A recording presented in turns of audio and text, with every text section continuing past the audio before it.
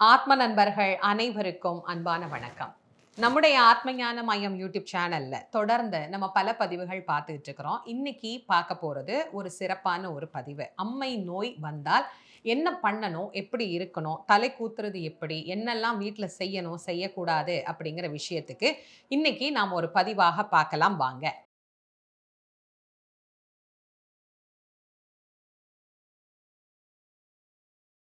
அம்மை நோய். இந்த அம்மை நோய பத்தி எல்லாருமே கண்டிப்பா வாழ்க்கையில ஒரு முறையாவது கேள்விப்பட்டிருப்போம்.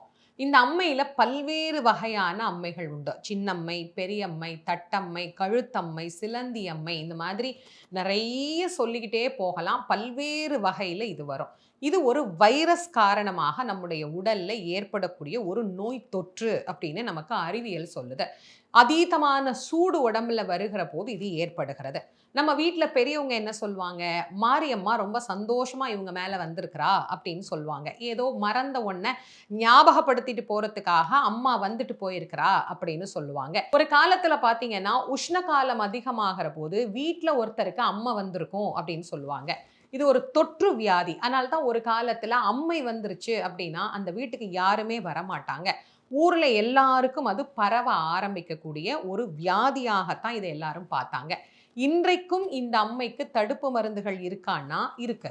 அன்னையிலிருந்து இன்னைக்கு வரைக்குமே உண்டு. அந்த காலத்துலலாம் பார்த்தீங்கன்னா, அம்மைக்கு தடுப்பூசி அப்டின்னே வந்து போடுவாங்க. அந்த ஊசி போட்ட அச்சு கூட இன்னும் அப்படியே நெறைய வயதானவர்களுக்கு இருக்கும். இன்னைக்கு அது வந்து ஊசி மூலமாக நம்ம அதனுடைய மருந்துகள் எல்லாம் குடுக்க ஆரம்பிச்சுட்டோம். குழந்தைங்களுக்கு நம்ம வேக்சின் போடும்போது, தடுப்பூசிகள் போடுகிற போது, அம்மைக்கு அப்படின்னு ஒரு தடுப்பூசி போடுறோம்.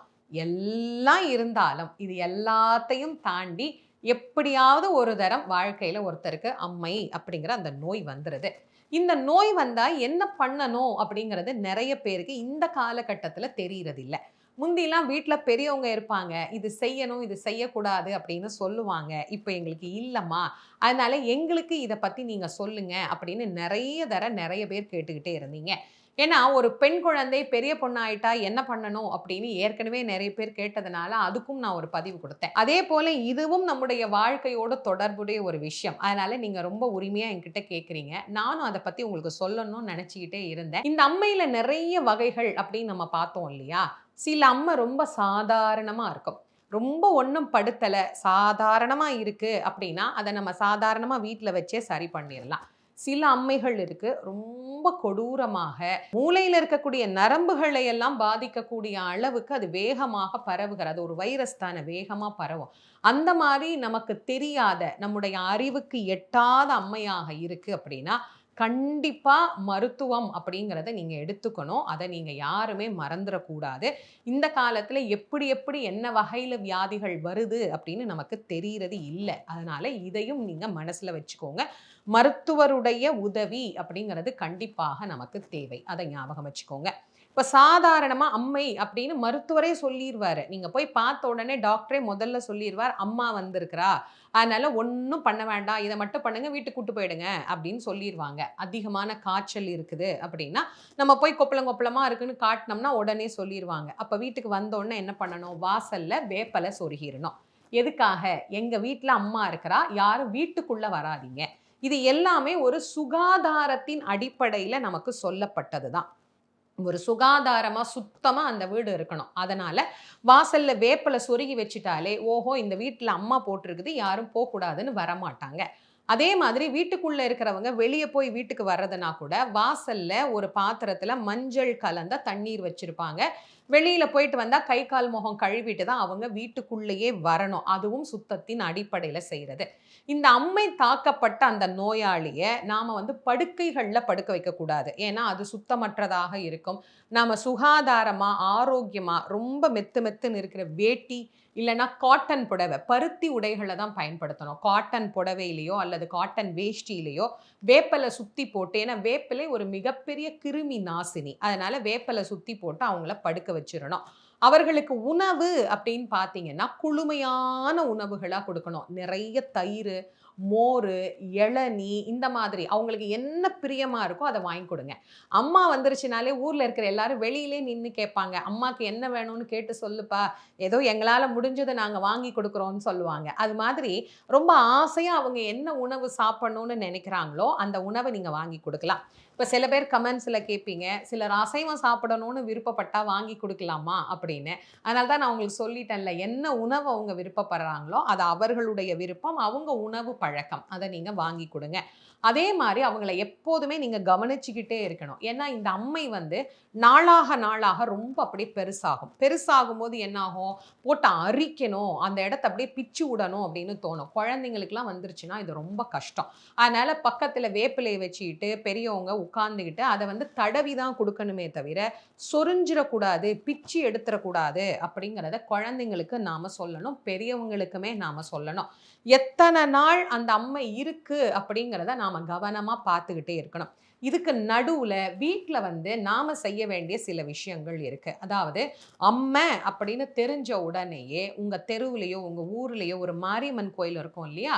அந்த மாரியம்மன் கோயிலுக்கு போயிட்டு பூசாரி கிட்ட சொல்லுங்க, இந்த மாதிரி வீட்ல அம்மை வந்துருச்சு அப்படின்னு சொன்னீங்கன்னா, அடுத்து உடனே அவர் ஒரு நீர் குடுப்பாரு. மஞ்சள் நீர் குடுப்பாரு. அந்த தண்ணீர் வாங்கி கொண்டு வந்து நாம அவங்களுக்கு அதை பருக குடுக்கணும். இது அன்றாடம் குடுக்கலாமா? அப்படின்னு சில பேர் கேட்பீங்க. உங்களுக்கு வாய்ப்பு இருந்தா அன்றாடம் குடுங்க. மாரியம்மன் கோயில்ல போய் கேட்டீங்கனாலே தினம் தீர்த்தம் குடுப்பாங்க. அந்த தீர்த்தம் வாங்கிட்டு வந்து குடுக்கலாம். இல்ல வாய்ப்பு இல்லன்னா, முதல்ல ஒரு முறை அம்மன்னு தெரிஞ்ச உடனேவாது அத நீங்க வாங்கி குடுங்க. இப்ப வெளி மாநிலத்தில, வெளிநாட்ல இருக்கிறவங்க, எங்களுக்கு அப்படி சட்டுன்னு போய் மாரியம்மன் கோயில்ல வாங்கிட்டு வர முடியாதுங்கிறவங்க, வீட்லயே நீங்க மஞ்ச தண்ணீர் கலந்து வச்சு, அம்பாள்ட்ட பிரார்த்தனை பண்ணிக்கிட்டு, அம்பாள வேண்டிக்கிட்டு, "அம்மா இந்த அம்மை சீக்கிரமா இறங்கிரணும். இந்த யாருக்கு அந்த அம்மை போட்டிருக்கோ, அவங்கள்ட்ட இருந்து நீ சீக்கிரமா வெளிய வந்துரணும்." அப்படின்னு வேண்டிக்கிட்டு, நீங்களே அந்த தீர்த்தத்த குடுக்கலாம். அதே மாதிரி அம்மை போட்டவருக்கு ஓய்வு அப்படிங்கிறது ரொம்ப, ரொம்ப அவசியமானது. ஏன்னா உடம்பு வலிக்கும், கை காலெல்லாம் வலிக்கும், தலை பாரமா இருக்கும், காய்ச்சல் இருந்துகிட்டே இருக்கும், எழுந்து உட்கார முடியாது. உடம்புல ஒரு சத்து இருக்கிற மாதிரி அவங்களுக்கு தோணாது. அதனால நல்ல சத்துள்ள ஆகாரம் குடுக்கணும். ஓய்வு அவசியம். தனிமை ரொம்ப, ரொம்ப அவசியம். பெரியவங்களுக்கு வந்துருச்சுன்னா, குழந்தைங்கள தயவு செஞ்சு அங்க விடவே விடாதீங்க. ஏன்னா, அம்மை ஒரு பரவும் வியாதி. அத நல்லா ஞாபகம் வச்சுக்கோங்க. அதனால குழந்தைங்கள பக்கத்துல விடவே விடாதீங்க. தூரமாகவே வச்சு அந்த குழந்தைங்கள பார்த்துக்கோங்க. சில பேர் சொல்லுவாங்க, வீட்ல தாளிக்க கூடாது அப்படின்னு. அதெல்லாம் எதுக்காக அப்படின்னா, அந்த நெடி வந்து இவங்களுக்கு அடிச்சுதுன்னா, இருமல் வர ஆரம்பிச்சுரும். அந்த புகைச்சல் அவங்களுக்கு ஒத்துக்காது அதனால. அதனால முடிஞ்ச வரைக்கும் ரொம்ப புகையாம, ரொம்ப போட்டு கருக்காம, ரொம்ப தாளிக்காம, எளிமையான உணவுகளாகவே, ஆரோக்கியமாக உணவுகளாகவே அவங்களுக்கு குடுங்க. இப்போ 1 வாரம் ஆயிடுச்சு. அப்படியே அந்த அம்ம பத்தெல்லாம் அப்படியே சுருங்க ஆரம்பிச்சுருச்சு. ஒவ்வொரு அம்மையும் ஒரு ஒரு மாதிரி இருக்குங்க. இந்த சொரக்கா அம்மைன்னு ஒரு வரும். அது ஒரு பக்கம் வீங்கிக்கிட்டே வரும். பொண்ணுக்கு வீங்கின்னு ஒண்ணு இருக்கும். அது கழுத்துல இந்த பக்கமோ, இந்த பக்கமோ ஏதாவது ஒரு பக்கம் அப்படியே வீங்கிக்கிட்டே வரும். அப்ப இரவலுக்கு நகை வாங்கி போட்டா அது கொஞ்சம் கொஞ்சமா அப்படியே குறைய ஆரம்பிக்கும். அந்த அம்மைய பொறுத்து பாருங்க. அப்படி வடிஞ்சிருச்சு, முகம் தெளிவா நம்மளுக்கு தெரிய ஆரம்பிச்சுருச்சு அப்படின்னா, இந்த பக்கெல்லாம் அப்படியே கருத்து போயிடும். கொப்பளம் கொப்பளமா இருந்தது அப்படியே கருத்து போய் நிக்கும். அதுக்கு வந்து நம்ம என்ன போடலான்னா, வேப்பிலையும், மஞ்சளும் அரைச்சு எங்கெல்லாம் அந்த பக்கு பக்கா தெரியுதோ, அந்த இடத்துலலாம் வச்சுட்டு வந்தோம்னாலே போதும். சீக்கிரம் அது காய ஆரம்பிச்சுரும். இப்போ ஒரு 1 வாரம் ஆயிடுச்சு. தலைக்கு தண்ணி ஊத்தலாமா? நெறைய பேருக்கு இதுல தான் ஒரு பெரிய குழப்பம். என்னைக்கு ஊத்துறது? செவ்வாய்க்கிழமை, வெள்ளிக்கிழமை, ஞாயிற்றுக்கிழமை தண்ணி ஊத்தக்கூடாது. இந்த அம்மை போட்ட 1 வாரமோ, 10 நாளோ அவர் குளிக்கவே கூடாது. அது ரொம்ப ரொம்ப முக்கியமானது. காலையில எழுந்து பல்ல வெளக்கிட்டு, உட்கார்ந்து முகம் கழுவிட்டு சாப்பிடலாம். திரும்ப படுத்துக்கணும், சாப்பிடணும், படுத்துக்கணுமே தவிர குளிக்கக்கூடாது. அத ஞாபகம் வச்சுக்கோங்க. அதே மாதிரி 10 நாள் கழிச்சு இப்ப நீங்க தண்ணி ஊத்த போறீங்க. தண்ணி ஊத்த போறீங்கன்னா, அன்னைக்கு செவ்வா இருக்கக்கூடாது, வெள்ளி இருக்கக்கூடாது, ஞாயித்துக்கிழமை இருக்கக்கூடாது. இது 3ம் இல்லாத ஒரு நாளா பார்த்து இறங்கும் பொழுதுல தான் தண்ணி ஊத்தணும். அதாவது மதியம் 12 மணிக்கு மேல தான் தண்ணி ஊத்தணும். ஒரு 2 பக்கெட் தண்ணி எடுத்துக்கோங்க. அந்த 2 பக்கெட் தண்ணிய வெயில் எங்க படுமோ அந்த இடத்துல வைங்க. சுடு தண்ணி ஊத்தவே கூடாது. அதனால வெயில்ல கொண்டு போய் அந்த தண்ணிய வச்சிரணும். அதுல கொஞ்சம் மஞ்சப்பொடி போட்டு, கொஞ்சம் வேப்பில போட்டு, அத கொண்டு போய் வெளியில வச்சுட்டீங்கன்னா, அந்த தண்ணியே அந்த சூட்டுக்கு கொஞ்சம் கதகதன்னு இருக்கும். ரொம்ப சூடா இருக்காது. கதகதன்னு இருக்கும். அந்த குளுமை மாறி போயிருக்கும்.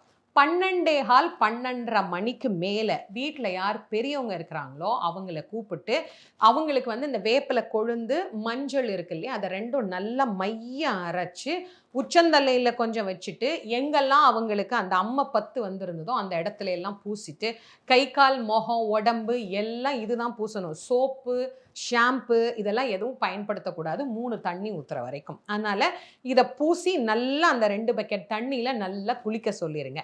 குளிச்சதுக்கு அப்புறம் நல்ல பசிக்கும், நல்ல சாப்பாடு அவங்களுக்கு என்ன சாப்பிடுறாங்களோ அந்த சாப்பாட்ட குடுக்க சொல்லுங்க. இது என்னைக்கு தண்ணி ஊத்துறோமோ, அன்னையிலிருந்து 1 நாள் விட்டு அடுத்த நாள் 2வது தண்ணி. அடுத்து 1 நாள் விட்டு அடுத்து 3வது நாள் 3வது தண்ணி. இதுக்கு நடுவுல வெள்ளிக்கிழமை, செவ்வாய்க்கிழமை, ஞாயித்துக்கிழமை வந்தா பிரச்சனை இல்ல. தண்ணி மட்டும் தான் நம்ம இந்த 3 கிழமையிலயும் வரக்கூடாது. இந்த 3 தண்ணியுமே இறங்கும் பொழுதுல தான் ஊத்தணும். 12 மணிக்கு மேல தான் ஊத்தணும். ஊத்தி முடிச்சதுக்கப்புறம் 3வது தண்ணி முடிச்சுடுறோமா? முடிச்சதுக்கப்புறம் நம்ம வீட்டு சாமி அறையில சாமி கும்பிட்டுட்டு, சாமிக்கு அன்னைக்கு மாரியம்மனுக்கு ஒரு படையல் வைக்கணும். என்ன படையல்னா, இளநீ வாங்கி சீவி ஒரு இளநீ வச்சுட்டு, ஒரு கும்பம் வைப்போம் இல்லையா? ஒரு கலசம். சாதாரணமா நம்ம வீட்ல இருக்கிற ஒரு சொம்பு எடுத்துக்கோங்க. அந்த சொம்புல கொஞ்சம் தண்ணி, அதில கொஞ்சம் மஞ்சப்பொடி, அதில கொஞ்சம் ஒரு எலுமிச்சம்பழம், கொஞ்சம் வேப்பில கொத்து, ஒரு பூ வச்சு, அதுக்கு ஒரு பட்டை போட்டு, குங்குமம் வச்சு, அதான் கலசம். மாரியம்மனுக்கு ஆடி மாசம் கும்பிடும்போது வைப்போம் இல்லையா? அதே தான். அந்த மாரி ஒரு கலசத்த வச்சுட்டு, ஒரு இலை போட்டு, அந்த ஒரு இலையில நல்ல வெள்ள சாதம், பச்சரிசியில வடிச்ச வெள்ள சாதம், குழைய வச்சு, அந்த சாதத்த வச்சு, அந்த சாதத்துக்கு உள்ள கொஞ்சமா தயிர் விட்டு, பள்ளையம் போடுறதுன்னு சொல்லுவாங்க. கிராமத்தில இருக்கிறவங்களுக்கு தெரியும். நகரத்தில இருக்கிறவங்களுக்கு தெரியாது. அதனால தான் நான் ரொம்ப விளக்கமா சொல்றேன். ஒரு சாதத்த ஒரு கிண்ணத்தில அப்படியே வச்சுட்டு, நடுவுல கொஞ்சம் குழி பறிச்சு, அதில தயிர் விட்டுருங்க. தயிர் விட்டுட்டு, வெல்லம் எடுத்துக்கோங்க. ஒரு 3 உருண்டை. கட்டி வெல்லமா இருந்ததுன்னா, ஒரு 3 கட்டி வெல்லம் எடுத்துக்கோங்க. ஒரு வாழைப்பழத்த 3ஆ எடுத்துக்கோங்க. ஒரு பக்கம் வெல்லம், ஒரு பக்கம் வாழைப்பழம், ஒரு பக்கம் வெல்லம், ஒரு துண்டு வாழைப்பழம். அப்படி 3யும் சுத்தி அந்த சாதத்துக்கு மேல வச்சுருங்க. வச்சுட்டு, மாரியம்மனுக்கு பிடிச்ச துள்ளு மாவு அத இடிச்சு வச்சுட்டு, இது எல்லாமே நம்ம இலையில வச்சுட்டு, அம்பாள உள்ளன்போடு பிரார்த்தனை பண்ணணும். அம்மா, எங்க வீட்டுக்கு நீ சந்தோஷமா வந்த. உன்ன நான் சந்தோஷமா திரும்ப அனுப்பிச்சிருக்கிறேன். இங்க இருக்கிற எல்லாருக்கும் நல்ல ஆரோக்கியத்த குடு. நல்ல உடல் வலிமையை குடு. நோய்களுக்கு எங்கள ஆட்படுத்தாத அப்படின்னு சொல்லி, உள்ளன்போட அம்பாளுக்கு சாம்பிராணி போட்டு, தீப தூப ஆராதனை பண்ணி வழிபாடு பண்ணிறணும்.